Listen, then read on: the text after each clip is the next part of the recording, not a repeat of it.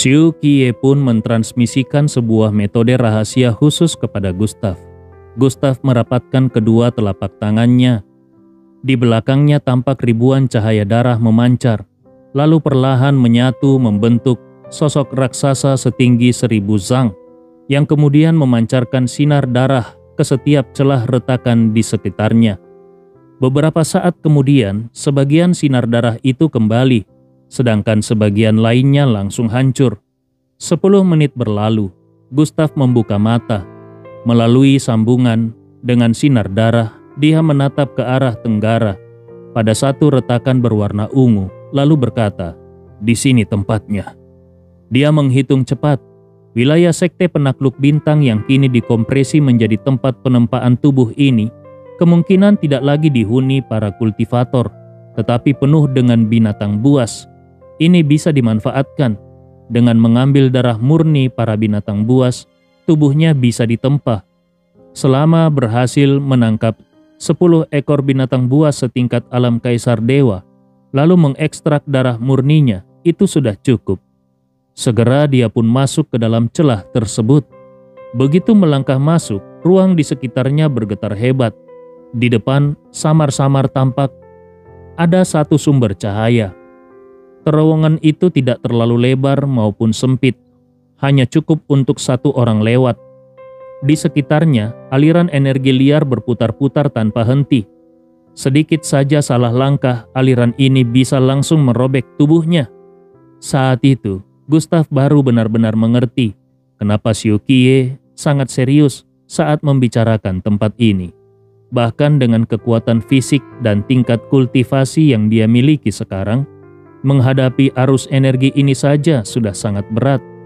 Gustav terus melangkah di terowongan itu, hingga akhirnya tiba di dalam sumber cahaya tersebut. Yang tampak di hadapannya adalah bentangan hutan pegunungan yang tidak terhitung luasnya. Di sana binatang buas membentang sejauh mata memandang, mulai dari tingkat Qidong dan Li He, hingga ada juga binatang buas tingkat Shen You dan Cao Fan. Saat binatang-binatang itu merasakan aura Gustav, mereka seketika menjadi panik bukan main. Binatang yang sedikit lebih kuat langsung berlarian kabur ke arah luar. Sementara itu, binatang buas tingkat Qidong dan Li He yang lebih lemah langsung jatuh tiarap ke tanah, bertingkah patuh seperti anak kucing. Mereka bahkan tidak berani mengeluarkan suara sedikit pun. Gustav menggunakan metode rahasianya untuk menembus pandangan sejauh mungkin. Selain melihat hutan luas penuh binatang, sama sekali tidak tampak satupun manusia. Yang terlihat hanyalah sisa-sisa kota manusia yang rusak parah. Jumlahnya pun sangat sedikit, bagaikan sisa-sisa dari dunia yang sudah hancur. Dia segera menuju ke reruntuhan kota manusia itu. Meskipun disebut kota, karena memang benar dulunya itu adalah kota, tetapi semua bangunannya berupa arsitektur kuno, sama sekali tidak seperti kota alkimia dengan gedung tinggi modern. Di sini hampir semua bangunannya terbuat dari batu. Bangunan di sini mungkin beberapa puluh ribu tahun lagi akan sepenuhnya habis ditelan binatang buas dan tanaman liar. Gustav menelusuri dinding batu. Dia menggetarkan darahnya sedikit, membuat lumut dan tanaman parasit yang menempel menjadi rontok dan menampakkan wujud asli dinding itu. Dia bertanya, "Guru, sekte penakluk binatang dulu pastinya sangat besar, bukan? Bangunan di sini meskipun bercorak kuno, tetapi jelas yang kupijak ini mirip menara penjaga dan ukurannya 10 kali lebih besar daripada menara penjaga di Tiongkok. Sepertinya tempat ini bukan area penangkaran binatang, melainkan area resmi untuk menjamu tamu." Xiu Qiye mendesah pelan. Dulu, sekte penakluk binatang bisa disebut sebagai sekte terbesar ketiga di Gunung Kunlun. Saat bertempur, mereka mempunyai setidaknya 15 ahli tingkat Hun Yuan dan 3 orang tetua tingkat Hedao. Sekte sebesar ini tentu wilayahnya luas sekali. Xiu Qiye berbicara perlahan melalui makam reinkarnasi. Dulu, Raja 100 binatang, Raja 10.000 binatang, dan raja tak terkalahkan dari sekte penakluk binatang, membunuh banyak sekali ahli tingkat Hedao dari klan darah roh. Karena itu setelah kalah perang, seluruh sekte pun dimusnahkan. Selain binatang buas yang mereka kerahkan untuk berperang, pasti masih ada banyak binatang buas setingkat alam kaisar dewa yang selamat. Mereka diasingkan ke sini. Lagi pula aku tidak merasakan adanya aura kehidupan manusia di sini. Ratusan ribu manusia yang dulu tinggal di sini kemungkinan sudah habis dimakan binatang buas. Dan di antara binatang-binatang itu, pasti banyak yang sudah mencapai tingkat alam kaisar dewa. Tangkap beberapa ekor, lalu ekstrak sumber kehidupan dan darah murninya. Itu sudah cukup untuk penempaan tubuhmu. Xiu Qiye terdiam sejenak lalu berkata, "Tapi kau harus berhati-hati. Jumlah binatang buas di tempat ini memang tidak terlalu banyak. Tetapi berbeda dengan Gunung Kunlun yang harus menyerahkan 100 kultivator tingkat alam kaisar dewa kepada klan darah roh setiap 100 tahun sekali. Di sini tidak ada kewajiban semacam itu. Jadi, jumlah binatang buas setingkat alam kaisar dewa kemungkinan besar cukup banyak." Terus terang, Xiu Qiye sendiri hanya tahu tempat ini dari pengetahuannya pada masa perang kuno dulu. Setelah perang berakhir, pasti banyak hal yang berubah. Makanya Gustav harus menangkap beberapa binatang buas tingkat tinggi untuk mengumpulkan informasi. Tempat penempaan tubuh ini berbeda dengan alam rahasia darah roh. Alam rahasia darah roh terbentuk dari ruang terkompresi buatan. Sedangkan tempat penempaan tubuh ini terbentuk ketika para ahli tingkat Hedao memotong paksa sebagian wilayah sekte penakluk binatang dan menjadikannya sebuah dunia kecil tersendiri. Selama ini, dunia kecil semacam ini selalu terjebak di dalam celah ruang dan biasanya hanya bisa bertahan beberapa ribu tahun saja. Begitu tidak mampu bertahan, dunia itu akan runtuh seketika dan semua makhluk hidup di dalamnya akan terjatuh ke celah ruang, lalu dicabik oleh kekuatan ruang atau terpental ke tempat lain yang entah di mana. Moning-er ikut berpikir keras dan berkata, "Tempat ini, entah apakah ada orang klan darah roh di dalamnya. Dulu, klan darah roh pasti membantai banyak ahli kuat di sini. Binatang-binatang buas ini, kalau di Gunung Kunlun, pasti akan ditangkap untuk dijadikan tunggangan. Tetapi klan darah roh tidak tertarik. Itulah sebabnya jadinya seperti ini." Gustav tiba-tiba berseru, "Siapa itu?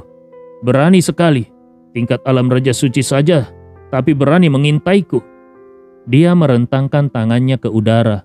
Aliran darah yang buas melesat ke langit membentuk cakar darah raksasa, lalu langsung mencengkram seekor harimau langit dan menariknya ke hadapannya. Harimau langit itu meringkuk, napasnya nyaris terhenti karena tertekan oleh aura Gustav. Sebagai binatang buas tingkat alam Raja Suci, kekuatannya sudah tidak bisa diremehkan. Di Gunung Kunlun, binatang seperti ini hampir tidak pernah terlihat, tetapi di sini jumlahnya begitu banyak. Gustav berkata dengan dingin, "Tingkat alam Raja Suci berarti sudah membuka kecerdasan. Katakan padaku, bagaimana kondisi tempat ini sekarang?" Suara harimau langit terdengar bergetar hebat. Tuan, apakah kau dari luar?" Sebagai binatang tingkat alam Raja Suci, dia sudah memiliki kecerdasan tinggi dan bisa bicara dengan bahasa manusia. Hanya saja suaranya masih terdengar aneh. Gustav memberikan perintah dengan nada mengancam, "Jelaskan keadaan di sini, kalau tidak, kuhancurkan kau." Dia hanya sedikit melepaskan auranya dan separuh tulang harimau langit itu langsung hancur. Harimau langit itu mengeluarkan erangan pelan. Dia menundukkan kepalanya dan berkata, "Tuan, tempat ini oleh orang luar disebut tempat penempaan tubuh. Sekarang di sini ada 4 raja binatang yang menjaga 4 penjuru, dan bahkan ada yang mulia Raja Iblis Binatang yang memimpin seluruh tempat penempaan tubuh." Tempat penempaan tubuh, 4 raja binatang, Raja Iblis Binatang. Gustav benar-benar tidak menduga binatang-binatang buas di dalam dunia rahasia semacam ini ternyata bisa membentuk 4 raja binatang dan 1 raja iblis. Meskipun dia belum tahu sekuat apa para raja binatang ini, tetapi yang jelas kekuatan mereka pasti tidak di bawah dirinya. Gustav melanjutkan bertanya, "Raja binatang dan raja iblis yang kau sebut itu, apa tingkat kekuatannya? Lalu di sini aura spiritualnya sangat kental. Seharusnya terbentuk sendiri. Dalam kondisi seperti ini, binatang buas akan mudah berkembang. Apakah di sini ada tumbuhan spiritual yang berubah menjadi makhluk hidup?" Harimau langit itu menjawab dengan gemetar, Tuan, menurut cerita yang diwariskan sejak zaman kuno, Yang Mulia Raja Iblis Binatang adalah makhluk setengah dewa, sosok yang tidak terkalahkan. Keempat Raja Binatang itu diperkirakan semuanya di atas tingkat alam Kaisar Dewa lapisan 5. Di bawah mereka masih ada banyak jenderal dewa. Tuan, mereka menamakan diri mereka sebagai Istana Langit 1000 Binatang. Tuan, ini bukan kata-kataku sendiri. Namun Gustav justru tertawa. Dia tidak menyangka harimau langit ini begitu ketakutan kepadanya sampai seperti ini. Istana Langit 1000 Binatang. Iya, memang masuk akal. Dahulu para ahli pada masa kuno memiliki banyak tunggangan kuat dan hampir semuanya dibesarkan oleh sekte penakluk binatang.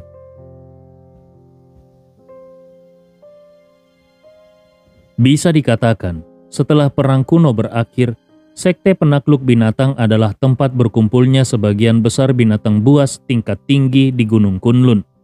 3000 tahun berlalu, binatang-binatang ini menembus ke tingkat tinggi dan tidak ada musuh dari luar.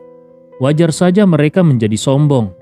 Tapi sekarang Gustav sudah datang, maka Istana Langit 1000 Binatang ini akan diubah menjadi Istana Gustav. Harimau langit itu bicara terbata-bata. Tuan, apakah yang kau maksud dengan tanaman iblis itu adalah pohon iblis? Kalau itu benar, di bawah Raja Iblis Binatang masih ada 32 jenderal tanaman iblis. Setiap 100 tahun mereka menghasilkan banyak buah khusus. Kalau buah itu dimakan, maka bisa meningkatkan kekuatan jiwa dan juga memperkuat tubuh. Sesekali dia melirik Gustav, takut kalau Gustav marah, lalu menepuknya hingga mati di tempat. Gustav langsung bersemangat. Buah khusus? Tanaman iblis? Dia tidak menyangka tumbuhan spiritual di sini sudah berubah menjadi makhluk hidup. Biasanya, untuk membuat tumbuhan spiritual berevolusi menjadi makhluk hidup, dibutuhkan kepadatan aura spiritual tertentu. Contohnya, di aula rumput suci, hal itu memang bisa dilakukan. Tetapi kalau tanaman yang sudah hidup digunakan untuk meracik pil, itu justru akan membuang-buang aura spiritualnya. Tentu menurut Xiuqiye, pada masa lampau Gunung Kunlun juga pernah membudidayakan tanaman iblis sebagai pasukan. Tetapi, biaya membudidayakan satu tanaman iblis sangat tinggi dan itu tidak sebanding. Tiba-tiba Gustav berkata, buah khusus bisa meningkatkan kekuatan jiwa dan darah daging. Mungkin di tempat ini aku bahkan tidak perlu lagi pergi ke alam jiwa. Gustav menghitung dengan cepat. Untuk menembus ke tahap tubuh baja, dia butuh setidaknya darah segar dari 5 binatang buas ranah alam Kaisar Dewa tingkat 5 ke atas. Kalau bisa membunuhnya secara utuh, lalu merebut rintisan dao mereka, dia akan bisa mengembangkan jalur dao miliknya jauh lebih cepat. Gustav pun bertanya, tempat ini wilayah siapa? Seberapa tinggi tingkatan Raja Binatang itu? Gustav tidak mau membuang waktu. Dia harus segera menembus tempat penempaan tubuh ini, lalu kembali ke Tiongkok. Binatang buas berbeda dengan manusia. Kalau dibunuh dengan utuh, besar kemungkinan rintisan daunnya bisa diserap. Kalau sudah begitu, jalur dao pembantaian miliknya akan mencapai kondisi sempurna. Harimau langit menjawab dengan suara yang kebingungan. Ini adalah wilayah Raja Binatang Tianming. raja itu juga mendirikan kerajaan Tianming di bawah Istana Langit Seribu Binatang.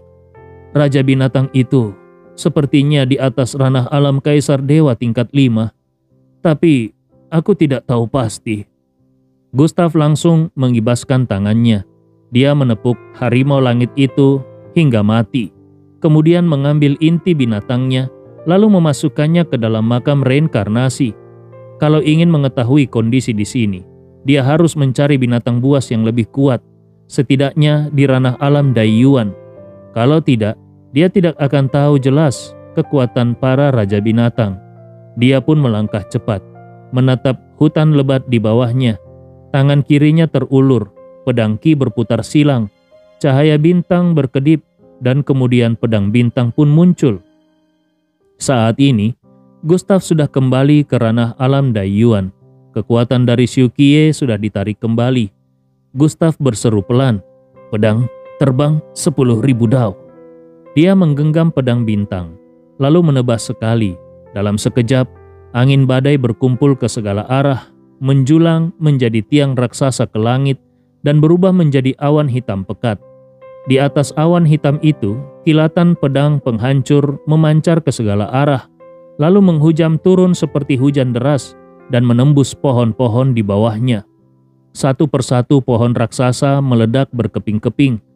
Di tanah, binatang buas dari berbagai tingkatan yang belum sempat lari langsung dilanda hujan pedang penghancur. Mereka lenyap seketika, tubuh mereka meledak, dan inti binatang mereka beterbangan, berubah menjadi sinar cahaya lalu melayang menuju Gustav. Dalam sekejap mata, satu tebasan Gustav menghancurkan puluhan kilometer hutan, serta membinasakan ratusan binatang buas dan tanaman iblis di dalamnya. Dia pun menyimpan banyak inti binatang itu sambil berkata, "Yang bisa kugunakan hanya 2 butir. Aku harus mencari kesempatan untuk membunuh beberapa binatang buas ranah alam Kaisar Dewa, lalu menaklukkan sisanya. Kalau menurut si harimau langit tadi, di tempat ini setidaknya ada ratusan binatang buas ranah alam Kaisar Dewa. Di antaranya, 5 binatang buas agung dan 4 tanaman iblis agung adalah yang paling berkuasa. Sebagian akan kubunuh dan sebagian lagi kutaklukkan." Saat Gustav sedang menghitung langkah selanjutnya, dari arah barat laut tiba-tiba muncul sebuah tiang cahaya darah menjulang ke langit, disertai aura dao yang membadai ke segala arah. Tampak seekor harimau darah raksasa setinggi 100 meter, memimpin ratusan binatang buas lain menerjang ke arahnya. Setiap binatang setinggi puluhan meter, dan auranya setara ahli tingkat alam Kaisar Dewa. Ini jelas satu pasukan besar yang sangat kuat. Tubuh harimau darah itu seperti dilapisi baju zirah. Tulang-tulang berdurinya menghantam hawa pedang penghancur di sekelilingnya dengan suara dentuman keras. Dia menerjang ke depan Gustav dan bicara dengan bahasa manusia. "Kau manusia luar, kenapa membantai kami?" Gustav menatap harimau darah raksasa itu. Dia tahu kekuatan binatang ini setara dengan tingkat alam Kaisar Dewa lapisan 5. Gustav pun berkata, "Aku butuh darah murni. Apakah kau adalah Raja Binatang Tianming?" Harimau darah menggeleng, "Bukan. Raja Binatang sedang mengadakan jamuan ulang tahun. Kulihat kau cukup kuat. Kau berasal dari sekte mana di Gunung Kunlun?" Mata harimau darah raksasa itu memancarkan aura berdarah, dan tubuhnya memancarkan tekanan yang menakutkan. Dia menatap Gustav tanpa berkedip, dan di dalam hatinya menduga-duga. Siapa dia? Apakah orang dari sekte Kunlun? Atau dari sekte Dao? Atau anggota keluarga Huang? Sejak perang kuno tempat ini tidak pernah diketahui orang luar. Bagaimana mungkin pemuda ini bisa masuk ke sini? Apakah Yang Mulia Raja Iblis sudah tahu? Sudahlah. Semua ini harus segera kulaporkan kepada Raja Binatang. Gustav menjawab, "Aku dari sekte Gerbang Dewa Medis. Aku kesini untuk penempaan tubuh." Gustav baru saja selesai bicara, namun harimau darah raksasa itu langsung meraung marah. Dia memerintahkan pasukan binatangnya mengepung Gustav. "Keparat, kau mau menggunakan darah dan inti kami untuk menempamu? Bunuh dia!" Dia sendiri melompat ke depan. Kedua cakar berdarahnya tajam bagaikan senjata tingkat 7, lalu menebas ke arah pedang binatang Gustaf. Setiap benturan menimbulkan kilatan api di udara. Cakar raksasa itu beradu dengan pedang bintang. Meskipun tidak merusak, namun getarannya membuat telapak tangan Gustaf terasa ngilu.